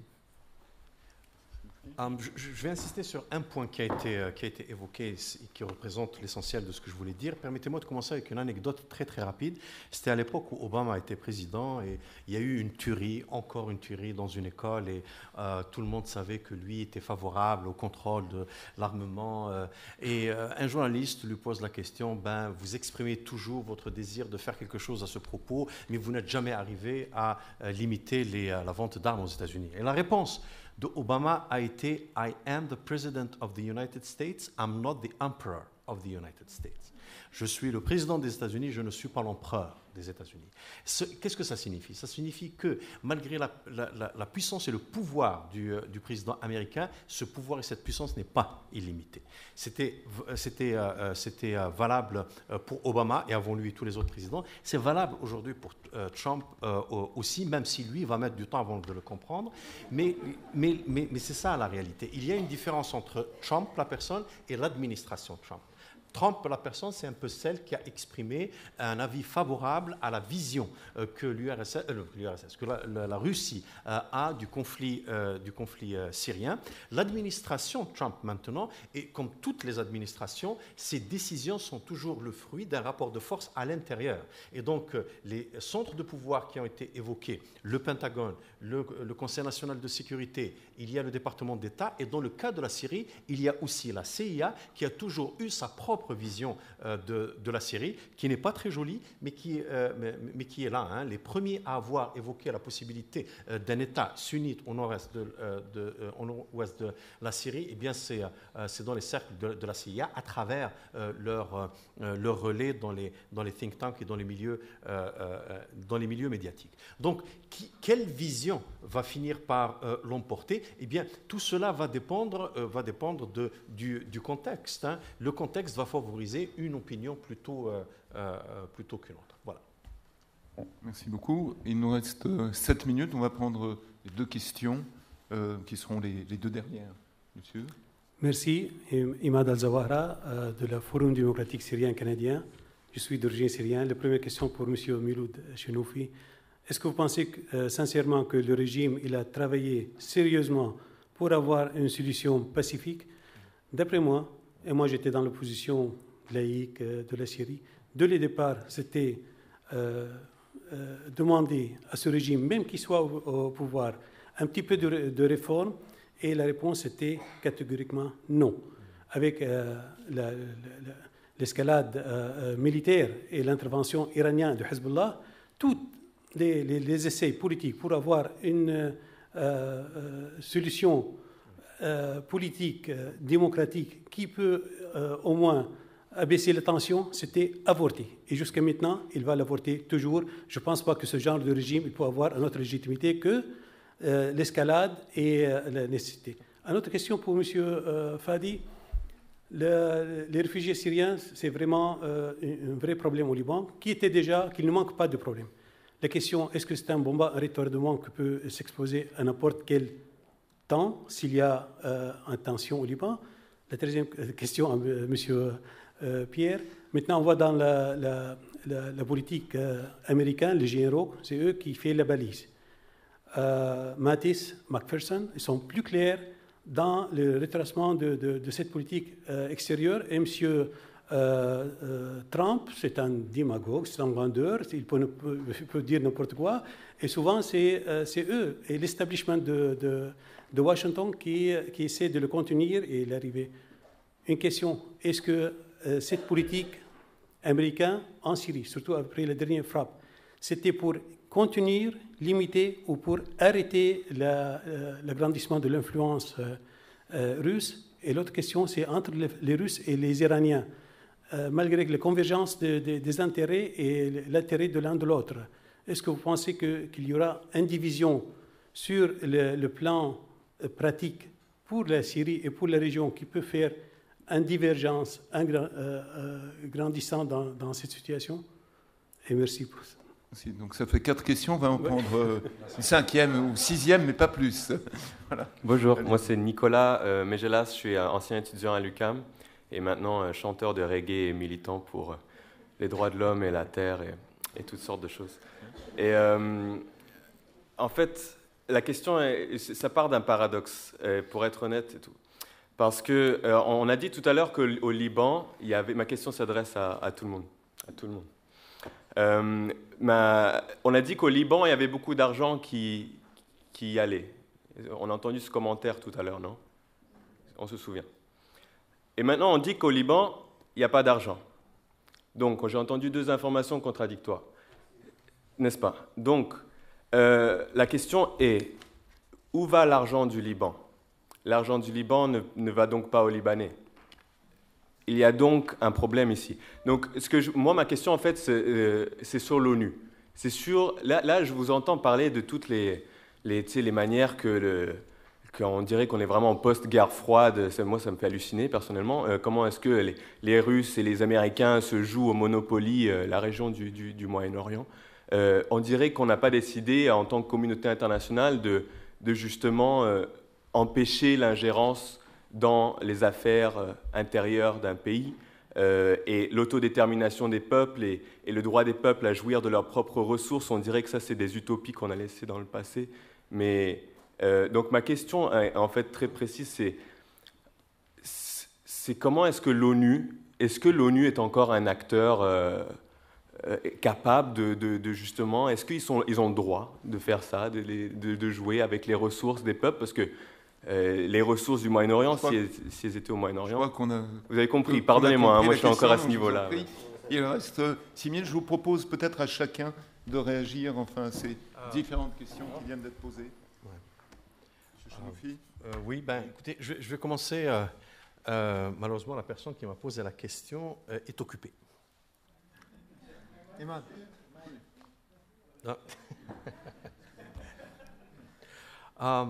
En fait, dire que le président Assad ou le gouvernement syrien est favorable à une solution diplomatique n'est pas un jugement de valeur favorable pour ce gouvernement. On s'entend, hein? C'est-à-dire qu'une solution diplomatique n'est pas nécessairement une solution qui est fondée sur les idéaux des droits humains, de la démocratie, etc. etc. C'est juste, c'est juste un accord pour mettre un terme à un conflit meurtrier. On est loin, très loin en Syrie de l'idéal démocratique. Nous sommes devant le défi de mettre un terme à une effusion de sang. Donc voilà, je crois qu'il y a une disposition de la part du gouvernement qui le favorise, c'est-à-dire qui le maintient au pouvoir, qui le maintient comme acteur principal sur la scène syrienne. On peut discuter très lentement sur la nature de ce gouvernement et de ces pratiques-là. Mais pour être complètement honnête, il faut le faire aussi du côté de l'opposition et du côté de l'opposition armée, notamment, qui, à mon avis, ne représente pas une alternative démocratique et libérale basée sur les droits humains en Syrie. Nous connaissons ces groupes-là et leur ancrage dans une idéologie religieuse extrémiste. Reste maintenant l'opposition politique qui, je ne le nie pas, a toujours contenu parmi ces éléments des gens comme vous qui croient en une Syrie moderne, plurielle, etc. Mais entre vous et moi, ce courant-là de l'opposition a été débordé très très rapidement avec l'apparition de Ahrar al-Sham, très très rapidement. C'était en avril-mai 2011.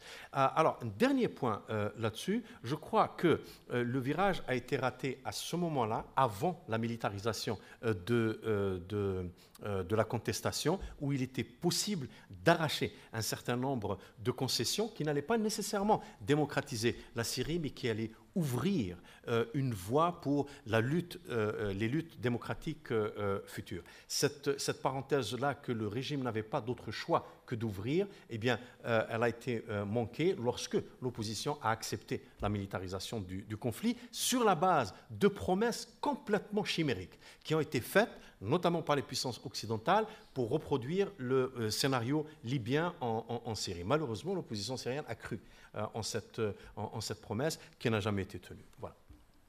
Est-ce que vous voulez dire un mot sur l'impuissance du Conseil de sécurité, le blocage du veto russe? Réalité structurelle du Conseil, lorsque les 5 permanents ne sont pas d'accord. Je dirais une chose. On a eu un consensus qui a permis de voter la fameuse résolution 1973 avec abstention de la Russie pour la protection des civils à travers une zone d'exclusion aérienne en Libye.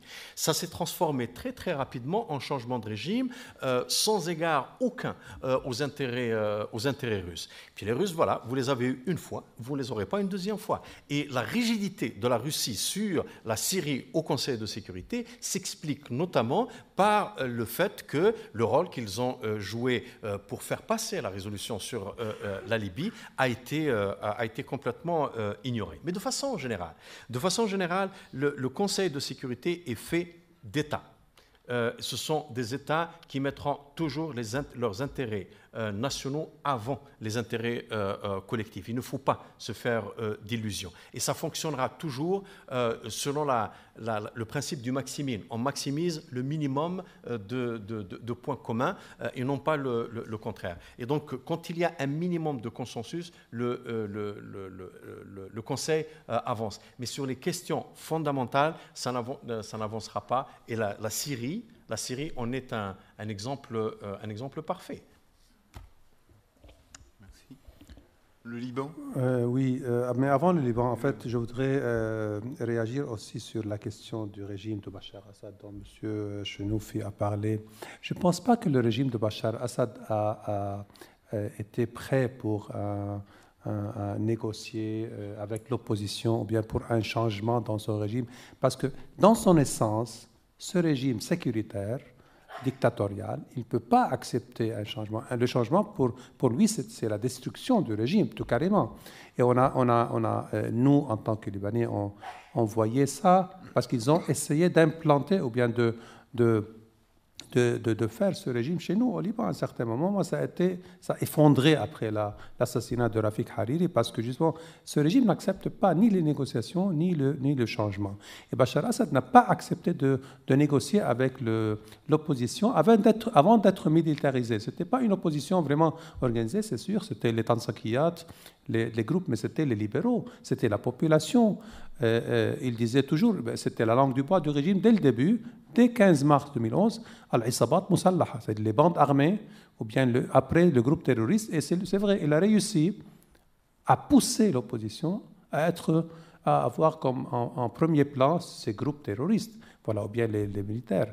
Parce que Ahrar al-Sham n'était pas en avril 2011. Si. Ahrar al-Sham, c'est plus tard. Si.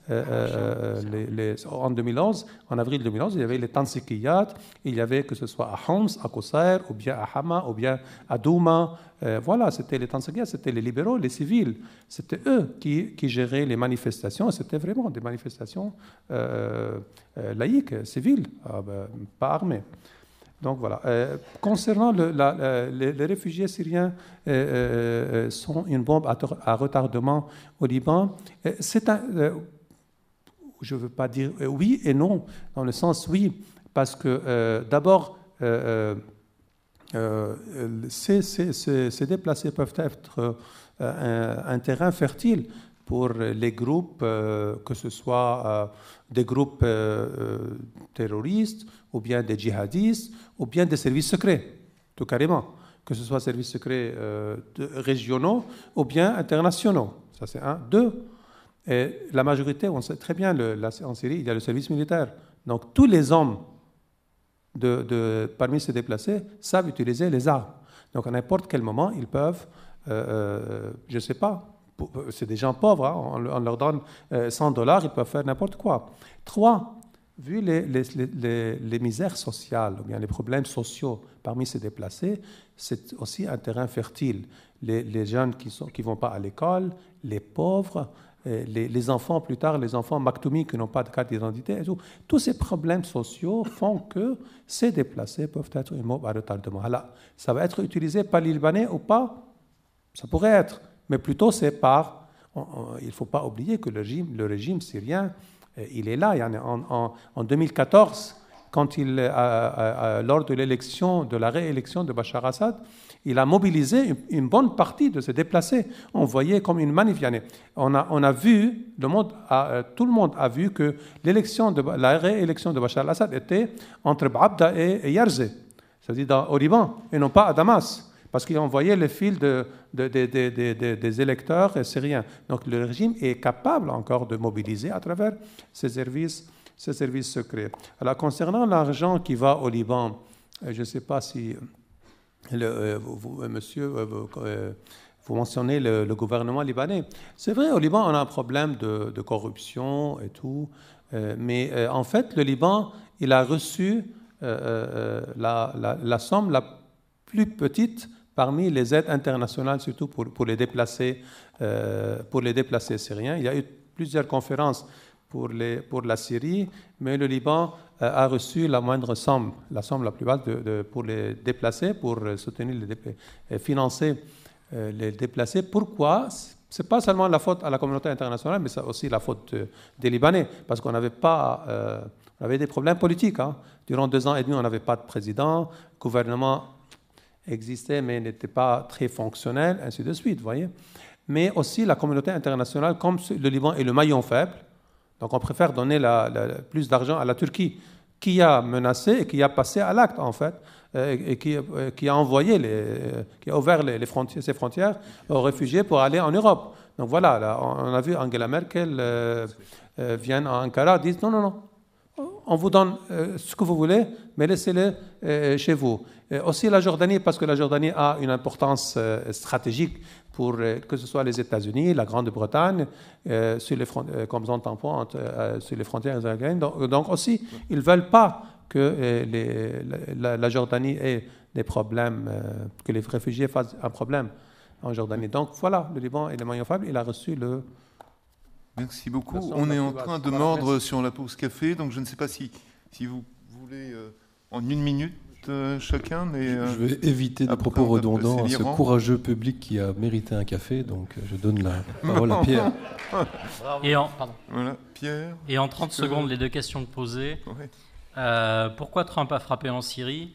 D'abord parce qu'en fait, ça lui a permis de maximiser les gains à très court terme sur la scène politique intérieure américaine, en montrant qu'il n'était pas Obama, etc., sur la scène régionale, en rassurant les Israéliens, les Saoudiens, en faisant preuve de fermeté par rapport aux Russes et aux Chinois. Il ne faut pas oublier qu'au moment où il lance la frappe, il reçoit Xi Jinping, qui est exactement chez lui, etc. Donc c'est clairement un moyen de lui dire, regardez, je ne suis pas mon prédécesseur, donc attention. Ceci dit, sur le terrain, ça ne change rien au rapport de force, ça ne solutionne aucun des problèmes et ça ne fait qu'accroître les risques d'escalade, comme j'ai essayé de vous le montrer tout à l'heure. Il l'a fait aussi parce que je pense que... il dit aux Russes et aux Iraniens, regardez, la Syrie, finalement, c'est chez vous, mais si vous dépassez certaines lignes rouges ou si vous dépassez les bornes, on sort le bâton et on tape. Mais après, c'est quand même vous qui vous débrouillez avec le reste. Sur les divisions en Syrie, je pense que tout dépendra, c'est-à-dire est-ce que les Russes et les Iraniens vont s'entendre sur la Syrie? J'en sais rien. La réponse, c'est qu'à mon avis, ça dépendra des concessions éventuelles que la Russie est prête à faire à l'Iran sur le plan énergétique. Si les Russes sont raisonnables, et parce qu'ils ont besoin aussi des Iraniens, et les Iraniens ont besoin des Russes, c'est-à-dire chacun a besoin de l'autre, s'ils arrivent à s'entendre sur un certain nombre de dossiers, y compris le dossier énergétique, je pense que oui, ça peut durer et ils peuvent s'entendre. S'ils ne s'entendent pas, et s'il y a des frictions en Irak, là et ailleurs, et y compris en Iran même, ça peut aller au clash entre les deux en Syrie.